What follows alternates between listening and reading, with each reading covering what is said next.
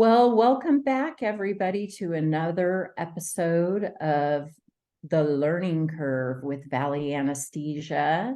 My guest today is Jen Banek. She is a CRNA in Illinois, and she has a very interesting story to tell us. So without further ado, I'm just going to introduce Jen and have her tell us a little bit about herself. Thanks for joining us today, Jen. Thanks so much for having me today, Michelle. So a little bit about myself. As you mentioned, I reside in Illinois. I'm in northeastern Illinois. I graduated from the North Shore School of Nurse Anesthesia in 2012. Prior to that, I had been a bedside nurse for about 4.5 years. I also serve in the United States Army Reserves. I currently am a major, and my unit is actually a civil affairs unit up in Green Bay, Wisconsin, although I was serving in a unit out at Fort Sill, Oklahoma prior to that. So I ran for political office about 3 years ago and currently serve as the Lake County Coroner. Lake County is populated by about 700,000 residents. And I'm up for re-election in 2024. I still do practice as a CRNA. I practice in both Illinois and Wisconsin. Being the coroner is my primary job, but being a CRNA is, I'm very passionate about doing that. And actually the two intersect very well together. So, and I can talk a little bit more about that as we continue on our interview. Okay, great. So I'm sure everyone went, wait, what? A CRNA is a coroner? Oh my God, I need to know about that because I don't know about our people who are listening, but I am a huge crime fan junkie. I listen to all the crime podcasts. I love crime TV, except when I'm home alone at night. But so I find this fascinating that a CRNA would be a coroner. So, okay, first, let's talk about how did you get into that position? And then tell us a little bit about your everyday job as a coroner and maybe how that intersects with what you know as an anesthesiologist. Yeah, so I have always been interested in politics. I always thought that it was my responsibility to be civically engaged. So that was always a passion and an interest of mine. Once I graduated from anesthesia school, I think like most residents, I was burned out and wasn't terribly interested in being engaged in CRNA advocacy. But then around 2017, I connected with the president of the Illinois Association there. His name was Ed Graedman. And he invited me to lobby day, and I went down to Springfield, Illinois, and was chatting with legislators, which I think in general, most people feel uncomfortable doing, but I felt very comfortable doing it. And I already had kind of forayed into speaking with legislators because politics was very important to me, and I was already involved within my community. And I realized that as CRNAs, we really struggled with our messaging with legislators. And so I think around that time, I decided, in order for us to bridge that gap, it would be really important for CRNAs to run for political office. So I knew that I wanted to run for political office, although I didn't know what office I wanted to run for. And so then fast forward a couple of years to around 2019, I had kind of made it known amongst my peers in the political arena that I was interested in running for office. Somebody that was on the county board said, we're not super excited about the person who is currently serving as the coroner. Is this something that you would consider. And probably like many of your listeners, I didn't know that the coroner was an elected position. So I'll talk about that just a little bit. In the state of Illinois, there are a little over 100 counties, and in every county, indeed, the coroner is elected. Now, wherever your listeners are, that might not be true in your state. It might be an appointed position. In Cook County, which is where Chicago is, there's actually a medical examiner, and that person is appointed. The difference between a medical examiner and a coroner is that a medical examiner must be a medical doctor. You do not need to be a pathologist. You just need to be a medical doctor. But if you are a forensic pathologist, you cannot do the autopsies on the decedents that would come through your office, because it would be a conflict of interest.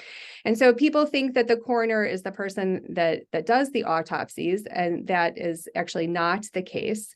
The coroner is the person that would weigh in the manner of death. So the manner of death, there's 5 of them: homicide, accident, suicide, natural, or undetermined. And so that's my job, is to weigh in on that. And then the forensic pathologist actually determines the cause of death. And the cause of death can be any myriad of things, like asphyxiation, gunshot wound to the chest, pulmonary emboli. So that's how we work together. So I think your next question was, how does being a CRNA, what does that look like on a day-to-day basis, and what I do as a coroner? So there's 15 people in my office. I mentioned that there's 700,000 people in Lake County. And so there's myself, there's a chief deputy, there are 2 administrative assistants, there's a forensic toxicologist, there's an autopsy technician, and then there's the forensic pathologist, and then there's 8 deputy coroners. And so we are a 24-hour a day, 7-day a week, 365-day a year operation. So every day there's a deputy coroner who's actually on call. And I think also what most people don't understand is that the coroner's office is about preventable death. We do not assume jurisdiction over every single death in Lake County, because frankly, we expect people to die, at some point in their life. We're interested in investigating preventable death. And so in our county, for example, a little over 6,000 people die every year. However, we assume jurisdiction somewhere between 600 and 700 of those. So every motor vehicle accident, every suicide, every suspected overdose, we investigate further. So the deputy coroner, however, is going to screen the calls and see if it's something we're going to assume jurisdiction over. If they decide it is indeed, then they would go out to the scene. Sometimes myself and or my chief deputy will go out to the scene with them. They will coordinate getting the decedent back to our office. And then the next day, we will coordinate with a forensic pathologist and have the autopsy done. I will reach out to the family and let them know the findings from the initial autopsy. And then the autopsy report will be ready in 4 to 6 weeks. But, I'm sure many people have heard about the opioid epidemic. So I do a lot of talking with people in public health about what we're seeing with that. And certainly as a nurse anesthesiologist, our background and our experience is really good for having those types of conversations. Oftentimes we are going to families' homes and we are notifying them that their loved one has passed away. And those are difficult conversations to have.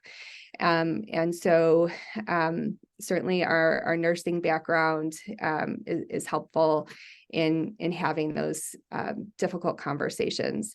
Sometimes, when I'm reaching out to families, I'm having to discuss complicated medical terms with them to explain what happened to their family member. And once again, that's what we do, explaining a complicated anesthetic to a person before we take care of them. I will also say that, when we're in the operating room, we are that patient's advocate, right? We let the surgeon know, or the circulating nurse know, if the patient isn't stable or if we need to position them better. And I see that my job as the coroner is also to be the voice for people who no longer have a voice. And so the data that's collected in my office, it's really important because it's about preventable death, that I convey that information. If we need more mental health resources, I let people know that we need to apply for more grants, or we need more help in this certain area of the county. Wow.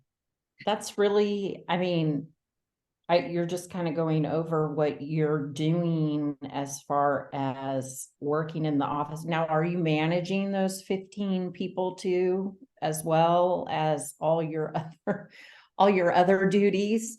Yeah. I can totally see how this intersects with anesthesia.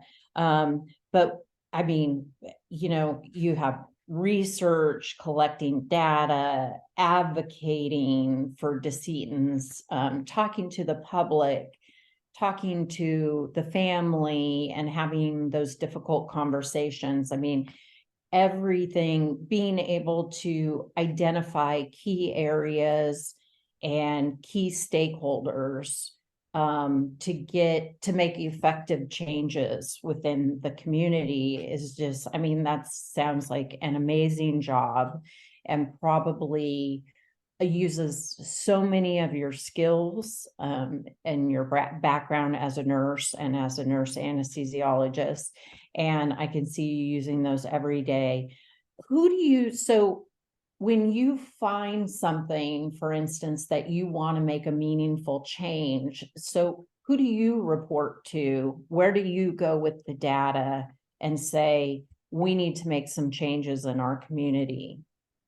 Yeah, that's an interesting question. You know, I, quite frankly, as an elected official, I report to the voters. I mean, that's, that is, I think, probably who has kind of the ultimate say in whether or not I continue to have my job. But I would say for the duration, I have a Law and Justice Committee, which is part which is a subsection of the overarching county board. So sometimes I'm speaking to that specific subset committee, and sometimes I'm speaking, like I have to get my budget approved, which is a couple $1 million every year. So I will go before the entire board, and I will speak to them about the budget. So sometimes it's the committees, sometimes it's the entire board. Sometimes I have discussions with the health department quite frequently. So I guess in terms of reporting, those are the various cross sections of the community that I talk to. I should also say that one of the interesting things is that my staff are union members, and so when I came in, I had to negotiate an agreement. It had expired, so I had to negotiate a union agreement, which was completely new to me, and I did that with the help of human resources. So there's kind of a framework within the community. There's county administrators, and there's folks that stay with the county that will, help you navigate that.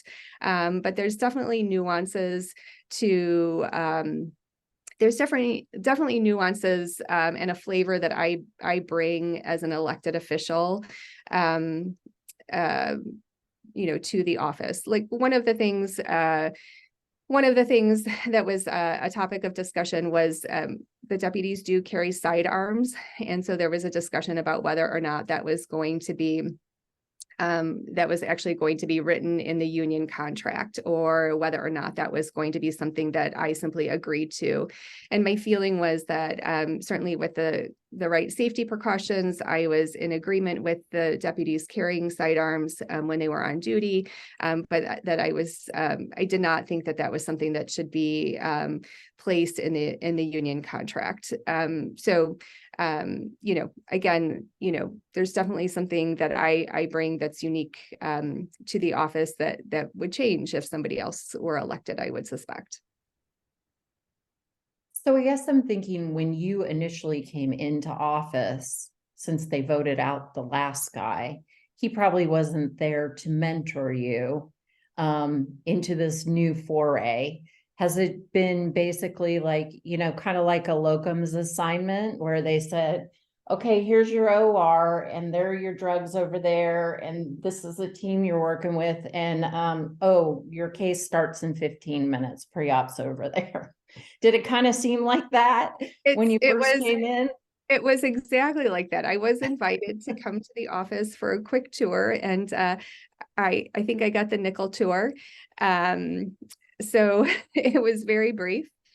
And I was very fortunate. I should give a shout out to my chief deputy, Steve Newton, who was employed in the office previously.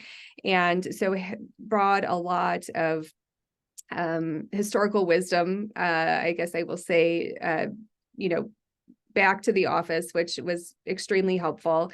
So anyway, that was very, very useful. Yeah. Yeah, I can imagine. And that's when, this is all teamwork, which is another thing, much like anesthesia. You're used to working in a team. I know CRNAs are terrible about this because we work individually, right? And we never know what the CRNA is doing in the room next to us.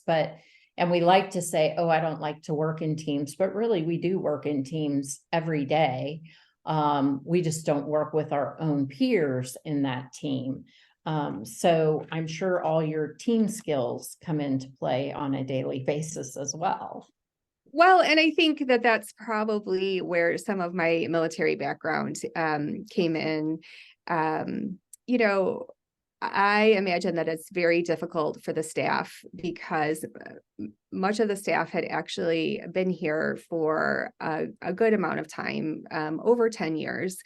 And the staff that work here are very dedicated to the work that they do. And so they had actually seen pretty frequent turnover of political officials. So my predecessor had been here for one term, and prior to that, they had somebody that had been here for one term. So, it's really important, to establish trust, and I think to steady the ship, when you come into office. So, interesting dynamics for sure. I can see how your military background would be very helpful in that situation. So we have a little bit of time. So I was thinking maybe you can share with us, because some people may have heard about it. One thing you didn't mention, which I'm sure you have to, is you also report to the media, right? Findings. So you had a big event that made some national news. It was 4th of July? It was. Right? Not this year, the year prior, correct? Yep. Okay. Can you tell us a little bit about that? Because I'm sure some of our listeners might have already heard about this in the news and would kind of find this fascinating. And maybe just tell us, what happened, and then how your office sort of, managed that situation and any outcomes you might have done in relation to that event. One of the things that I have learned is how to engage with the press. People want to know about significant events. And so we, oftentimes we're doing press releases on a weekly basis. So on July 4th of 2022, as an elected official, when there's holidays, it's not unusual for us to be in parades. So I had been in a parade in a neighboring community, and had just gotten home. My husband's also a CRNA, and so we were both going to be off, I think, for a couple of days, and we're looking forward to having some time off together. My chief deputy sent me a text, and I think maybe called me shortly thereafter, that there was word that in another neighboring community there was were reports that there was a mass shooting. And the community was Highland Park, Illinois. And so I suspect that some of your listeners had probably heard about the 4th of July shooting in Highland Park. So, it was an interesting moment. I do have a county vehicle. I wondered if my, being a CRNA and being the coroner would intersect in terms of, like, I didn't know if there would be people that would still need resuscitative efforts. And so I drove to the scene. I don't often use my lights or my sirens, but I did quickly go to the scene. And at that time, however, everybody had been taken to the hospital that needed resuscitation. But I was on scene when it was very organic, very new. The alleged had not been found, and so the decedents were still, of course, on scene. That's our job, is to document all of that information. And so I was the first person from our office to be there, and then 2 more folks, Steve and another deputy coroner, came to the scene. I think when you're kind of launched into a situation like that, it's a little surreal. My father had just said to me there had been a mass shooting that had predated that by 3 weeks or so before the July 4th one. And my father had said, gosh, I'm just so glad that that's not you. And lo and behold, it eventually was me. So then, you're engaging with families. Maybe you remember there was a little child that was actually was with their grandparents, and unfortunately the grandparents actually thought that the mother and father were at the hospital getting medical care when the mother and father actually had both been killed. Really a tragic situation. So certainly a sobering experience. But yes, you're engaging with major news sources and major political figures, certainly during that time. And then, so did your department end up filing a report or making some kind of recommendations for the community in relation to mass shootings, or how did that look after you guys had collected all the data? Well, in Illinois, there was a big push to ban automatic rifles. The legislator that resides, Representative Bob Morgan, was the sponsor for that piece of legislation. So while I wasn't directly, the person that initiated those movements, certainly, I guess I would say I became a voice in terms of being concerned about people having access for automatic rifles and the damage that they can cause,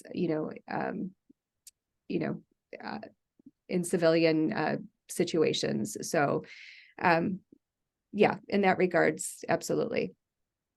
Sure. So, well, I can tell that it's even maybe a little bit hard for you to still talk about it. I mean, it must have been very overwhelming, like you said, and surreal during that time period.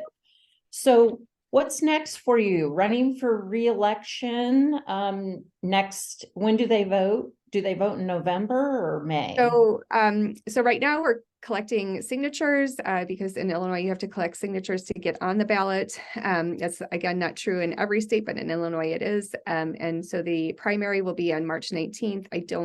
I will not have, I don't believe, a primary contender, but then I will also be on the for the general election in November of 2024. So I just turned in my petitions and my signatures, to be on the ballot. So I guess what's next is campaigning. So I guess the question for you, I don't even know the answer to this. Is this a political party thing? Like, do you have to list your political party, or is it completely apolitical? It is partisan. Yes, you Okay. do. Yeah, it is a partisan position. Okay. And can you be from any party, or typically you just see the usual red or blue on the You can ballot? be from any party, but I would say you probably see either Democrat or Republican. Okay. And then, so you definitely will have an opponent then? I do have a Republican opponent. Okay. So you already know who it is? I do. Yes, Oh, okay. they filed their petitions as well. So yeah. Okay. And what does the competition look like? Have they been a coroner before, or? No. Okay. They are in the industry. So one of the lessons they teach you is you're not supposed to talk about your opponent. Like, why give your opponent any press time, right? So Yeah, exactly. Okay. So we won't talk about him. Is it a him? Yeah, them. We'll just keep talking about you.